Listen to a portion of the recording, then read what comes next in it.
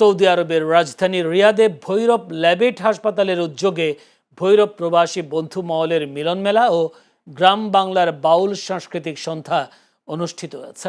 Saudi আরব থেকে channel S এর প্রতিনিধি এম মেহেদুল খান জানান, স্থানীয় সময় সোমবার প্রবাসের কর্মব্যস্ত জীবনে নিজ এলাকার মানুষদের এক ছাদের নিচে মিলিয়ে দিতেই রিয়াদের একটি কমিউনিটি সেন্টারে এই বর্ণাঢ্য আয়োজন করা হয়। হাসপাতালের ভাইস চেয়ারম্যান লোকমান হোসেনের সভাপতিত্বে এতে প্রধান অতিথি হিসেবে বক্তব্য রাখেন প্রতিষ্ঠানের চেয়ারম্যান তৌহিদ শিকদার।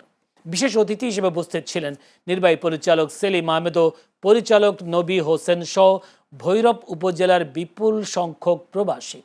আলোচনায় হাসপাতাল কর্তৃপক্ষ এলাকার সাধারণ ও সুবিধাবঞ্চিত মানুষের দোরগোড়ায় মানসম্মত আধুনিক স্বাস্থ্যসেবা পৌঁছে দেওয়ার দৃঢ় অঙ্গীকার ব্যক্ত করেন। আলোচনা পর্বের পর মনোজ্ঞ বাউল সঙ্গীত পরিবেশন করা হয়।